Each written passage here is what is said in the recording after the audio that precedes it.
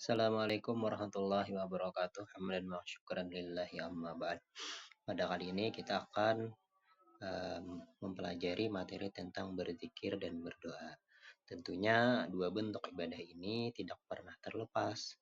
Kita lakukan di setiap harinya. Kadang kita melakukannya baik itu setelah sholat fardu misalnya, atau bahkan dalam kondisi tertentu atau dalam keadaan terdesak. Kadang kita berdoa dan meminta kepada Allah.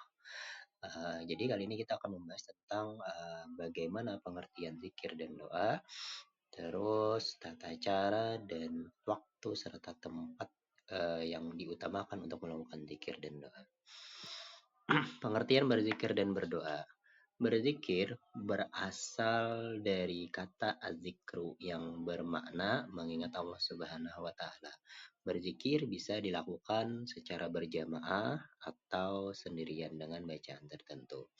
Kemudian berdoa berakar dari kata ad-doa yang bermakna mengajak atau memohon, bertujuan agar harapan-harapan kita dikabulkan oleh Allah Subhanahu wa taala. Kemudian apa perbedaan antara zikir dan doa? Makna dasarnya berzikir adalah untuk mengingat Allah, sedangkan berdoa bermakna mengharap atau memohon kepada Allah. Jadi zikir itu adalah bentuk kita mengingat dengan Allah Subhanahu wa taala dengan bacaan-bacaan tertentu seperti bacaannya tahlil, bacaannya tasbih, tahmid dan takbir. Adapun berdoa itu kita meminta kepada Allah terkait hajat-hajat apa yang kita inginkan dan semoga Allah mengabulkan daripada itu.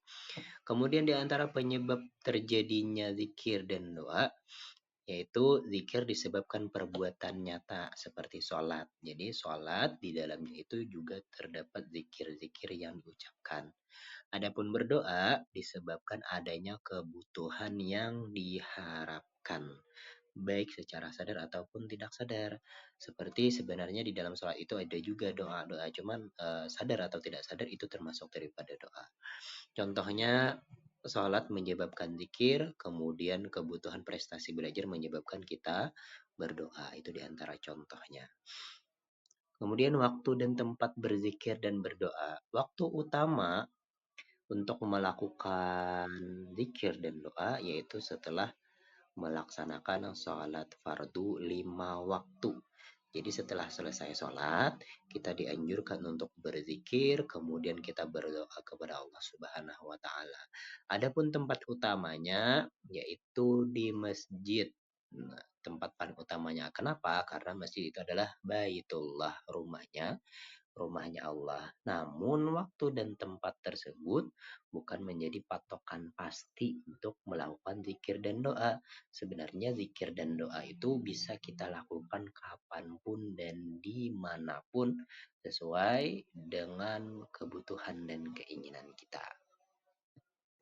Adapun dasar hukum melakukan zikir dan doa yaitu Quran surah Ghafir ayat 60. A'udzubillahi minasyaitonirrajim.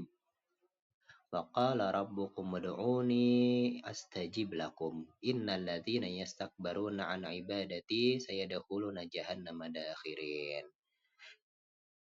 Berdoalah kepadaku niscaya akan aku perkenankan bagimu, ud'uni astajib lakum, ya. Itu potongan ayat tersebut. Kemudian Quran surah Al-Baqarah ayat 186. Ujibu da'watid da'i idza da'an. Aku kabulkan permohonan orang yang berdoa apabila dia berdoa kepadaku. Nah, jadi kita dianjurkan, bahkan Allah memerintahkan kita untuk berdoa. Kemudian juga ada anjuran dari hadis Nabi yang artinya hendaklah lisanmu selalu basah untuk berzikir kepada Allah. Hadis riwayat Ahmad. Kemudian bagaimana tata cara berzikir berjamaah? Ini anjuran cara melaksanakannya. Yang pertama dalam keadaan suci agar kita bisa lebih khusyuk dalam berzikir. Kemudian kalau setelah sholat maka imam menghadap makmum dan makmum menghadap kiblat jika memungkinkan. Kemudian pengaturan suara, imam bersuara keras namun tidak berlebihan, makmum mengikuti suaranya imam atau membaca dengan berbarengan. Kemudian urutan bacaannya sesuai ketentuan yang telah disepakati antara imam dan makmum. Kemudian bagaimana tata cara berzikir jika sendirian? Yang pertama, dianjurkan dalam keadaan suci. Kemudian yang kedua, menghadap kiblat. Kemudian yang ketiga, menggunakan suara lirih, menunjukkan kerendahan diri kita, menunjukkan bahwasanya kita sangat berhajat kepada Allah Subhanahu wa taala agar doa itu cepat terkabul. Kemudian yang keempat, membaca bacaan zikir dari himpunan para ulama atau pilihan sendiri. Kemudian bagaimana tata cara berdoa? Yaitu memantapkan iman. Memantapkan iman kepada Allah Subhanahu wa taala dan meyakini bahwasanya Allah akan mengabulkan semua doa-doa kita yang panjatkan. Kemudian yang kedua yaitu bersabar. Ketika doa kita belum terkabulkan, maka kita wajib untuk bersabar dan terus berdoa kepada Allah.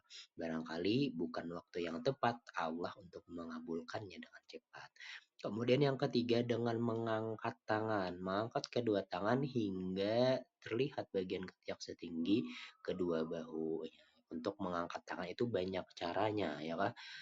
Ada yang sebatas dada, ada yang menghadapkan telapak tangannya ke wajahnya seperti bercermin dan lain-lain.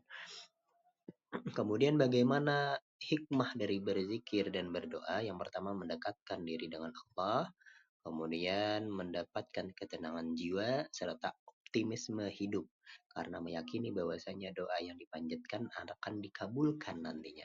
Kemudian yang keempat yaitu mendapatkan keberkahan hidup karena mendatangkan rahmat dari Allah sekaligus juga melaksanakan daripada perintah Allah karena Allah menyuruh kita berdoa.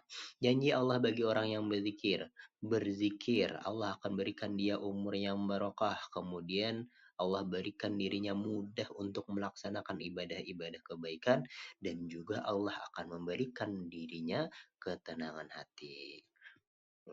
Kemudian hidup optimis dengan berzikir dan berdoa. Berzikir dan berdoa membuat kita optimis terhadap kehidupan. Seperti Nabi Yunus yang berdoa di dalam kegelapan di dalam perut ikan, kita pun dapat menemukan jalan keluar dari kesulitan.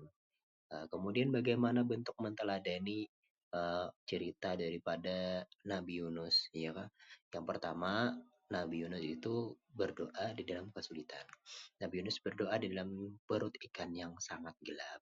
Kemudian di dalam doanya, di dalam zikirnya, Nabi Yunus juga melakukan pengakuan yang artinya tidak ada Tuhan selain Engkau, Maha Suci Engkau, sungguh aku termasuk orang-orang yang zalim. La ilaha illa anta subhanaka inni kuntu minaz zalimin. Kemudian yang ketiga, pengabulan doa. Allah mengabulkan doanya dan menyelamatkannya dari kedukaan. Hikmah daripada Nabi Yunus berdoa dan berzikir dan meminta kepada Allah, maka akan Allah kabulkan permintaan yang dipanjatkan oleh Nabi Yunus. Barangkalinya dari materi ini kita semakin rajin zikirnya, kita semakin banyak minta dan doanya kepada Allah sebab kita merasa kita ini hamba yang lemah, hamba yang doib. Kemudian materi yang selanjutnya akan kita lakukan di pertemuan yang akan datang. Wallahul muwaffiq ila aqwamit thoriq. Wassalamualaikum warahmatullahi wabarakatuh.